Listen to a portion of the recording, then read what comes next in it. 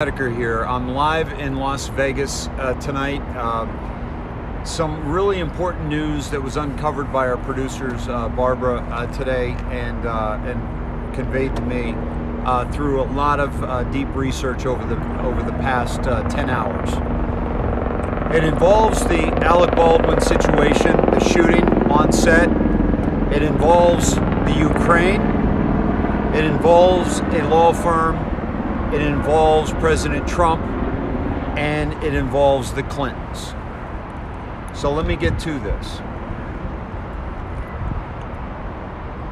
Many of the false flags that we have dropped in our laps here in the last century have involved the needed belief by the general population that it was an accident.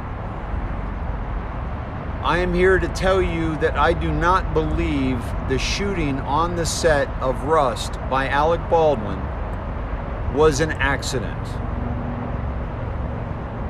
The Helena Hutchinson, the first cinematographer, the cinematographer for the movie, is now deceased.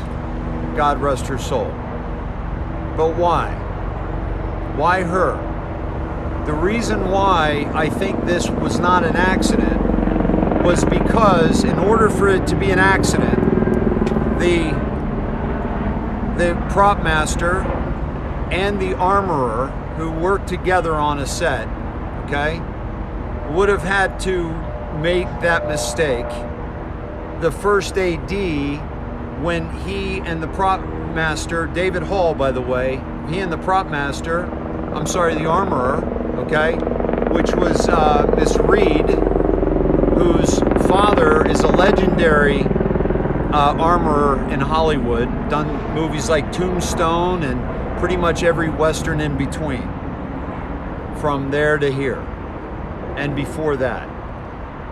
So she comes from a family and she knows her way around a weapon. This isn't a mistake that she would have made. This isn't a mistake that the first AD would have made, and it isn't a mistake that Alec Baldwin would have made, because it would have been the three of them together, and the prop master would have been in on part of it. The three of them together looking at that gun. I've been on a movie set. I've done this with an armorer, as a director and as a first AD. You go over it together, and you certainly make sure that the actor is aware that the gun is not loaded. And then, if all of that was an accident and he pulls the trigger, it happens to murder, hit and fatally wound this cinematographer, okay? So if we can just step out of this space of it was an accident and who do we blame for that accident, just for a moment, take a walk with me to a different place, and that is the husband of this cinematographer is a lawyer for Lqmb Watkins. His name escapes me right now, but he is a lawyer for Lqmb Watkins, the second most profitable law firm on the planet. Lqmb Watkins represent Michael Sussman, who is the first major indictment, we feel, in the Russian hoax situation scenario, complete conspiracy against President Donald Trump. Sussman knows everything. Sussman knows Hillary Clinton's involvement. Sussman knows Steele's involvement, McCain's involvement. Sussman knows everything about what went down and what launched the Russia investigation by trying to hamstring and take out President Donald John Trump. And they did it every step of the way, and they violated multiple laws and treason along the way. The other thing about this cinematographer, she was a journalist in the Ukraine. She grew up in a military family. Her father was a military man, and she traveled all around. She was a military brat, and she was a journalist in the Ukraine. The father, military, USSR military, which is where she was born. She grows up, she becomes a journalist in the Ukraine. And as we know, journalists, as we're learning on our own continent here in the United States, North America, that the journalists are in on it. That's why we no longer trust any of the mainstream media at all. So the journalist, and then she gets into Hollywood. So Latham and Watkins represented the Ukraine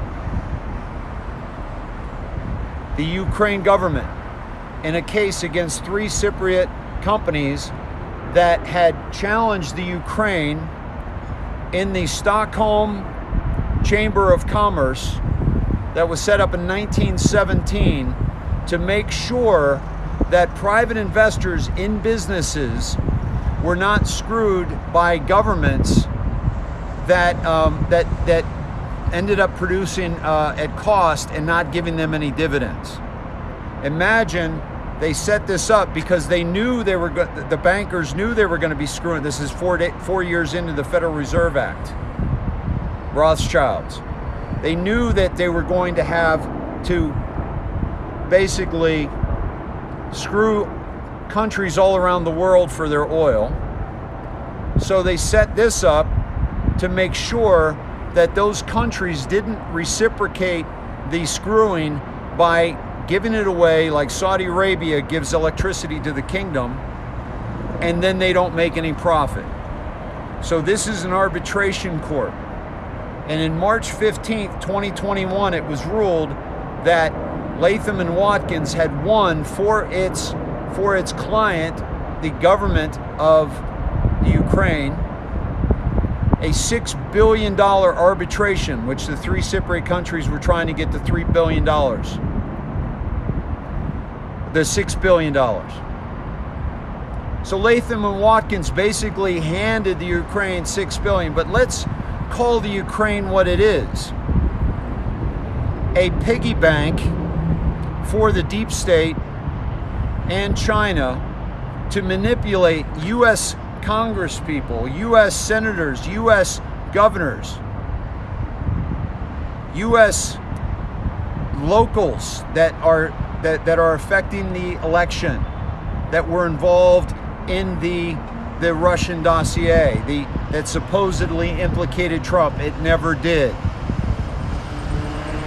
So now we've got Ukraine in here, but even more importantly, speaking of the Ukraine, we're talking about the Biden's piggy bank, specifically Hunter Biden and Burisma, and their connection and their collusion with Pelosi's son, with Kerry's son, with all these characters that have come together, and they've used this laundromat called Ukraine to funnel U.S. aid, that our money, U.S. citizens' money, going to bail out these countries, to help these countries. Biden's withholding $1 billion until the guy investigating his son is fired. That's been proven. And this, because this money comes right back into their pockets in special accounts around the world. And that's how they get the job done. That's how this is a huge conspiracy, because we're talking about the billions and billions and trillions of dollars that are spread out amongst their corrupt organization. This shooting, I remember Norm Macdonald, brilliant comedian, was asked by somebody, I can't remember who it was, asked if he liked Alec Baldwin's impersonation of Donald Trump. He said no, he didn't. And he says, well, why? He says, well, it's not political or anything. It's basically that to really get a character, you kind of have to like them a bit. You have to kind of embody them, and you have to have some compassion or like for that person. And Alec Baldwin, you can see his hate come through. Something to that effect. I'm paraphrasing, but it was the general gist, and it explained why I have not liked Alec Baldwin's Trump. And also his politics, but also his lack of actually doing the craft of the art of comedy by impersonating somebody, because it's not comedy. He's trying to take him out. He's trying to make him look foolish.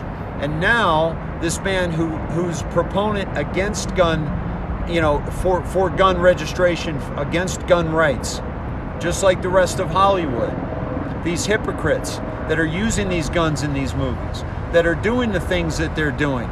Look at the billboards, folks. You'll see a gun. You'll see a really nasty gun.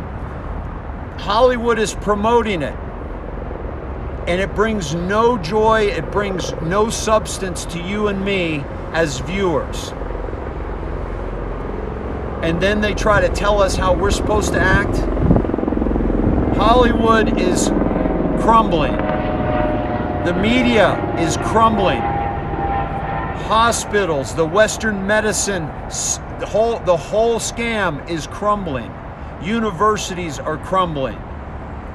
Our education system, our unions that aren't sticking up for its members and protecting them from a very dangerous medical procedure that isn't an emergency at all.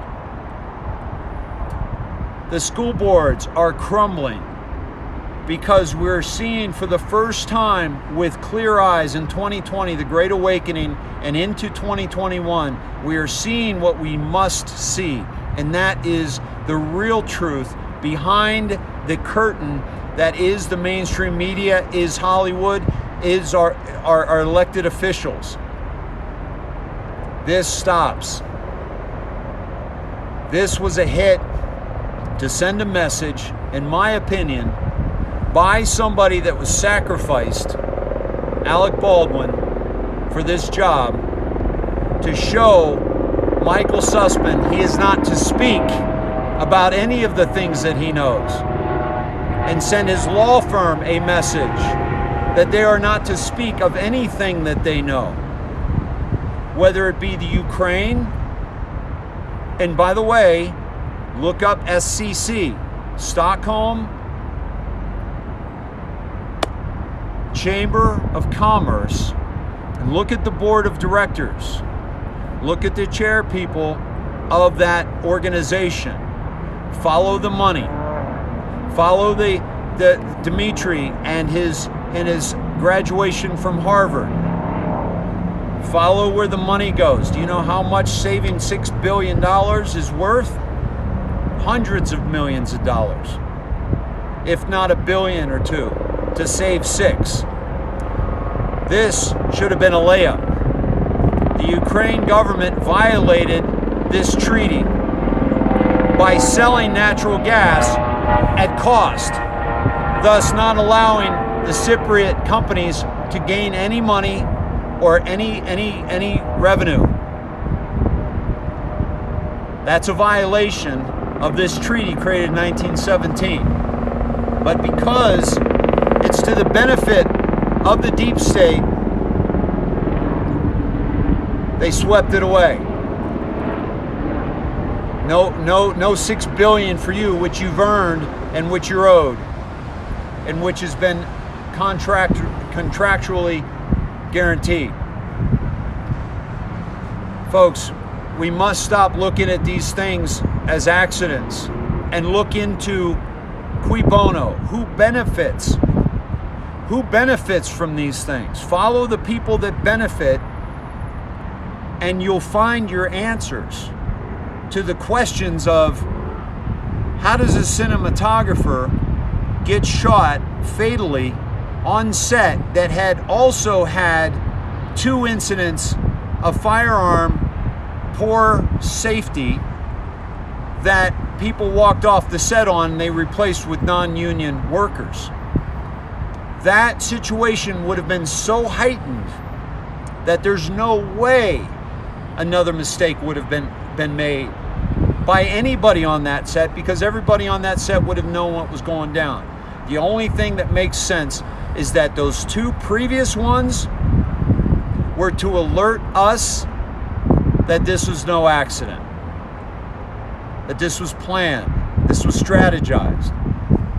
And this will serve the family, Clinton, that has a body count too high to count. That's who's going down. And that's who's trying to save their ass from going down. My name's David Sneseker. This is the indoctrination. I'm standing before a symbol of the Illuminati, the pyramid, next to the hotel, which was also supposedly, you know, the lone gunman, like Oswald, right? Like those guys, like we're supposed to still believe that. Multiple shooters happened on that day, and the witnesses from this event, more witnesses from this event have been murdered than witnesses on the grassy knoll in 1963 when President John F. Kennedy was assassinated. This was an attempted hit on our president at the time, Donald Trump, and to discredit his followers, and to Saudi Arabia, to point us to Saudi Arabia and Talaweed and how they owned floors of the Mandalay. That's why I'm doing it in front of this. And this pyramid is a beautiful thing that is showing electricity, which is the way I think they look back in Cairo back in the day. But they've taken all these symbols, of these powerful symbols, and they've made them their own. Also represents the pyramid with which we are living under, you and I. Okay? We are down here. The corporations, the media, the politicians, then the religions, then the governments, then the 13 families, all the way up the pyramid, folks, and we are down there holding it up. And all we got to do is flip it over and drive it into the ground, which is where they belong, so that we can move on this planet and live in a whole new paradigm without the level of evil that this cabal has exposed us to and inundated our lives with. Thanks for watching, guys. David Sneseker out.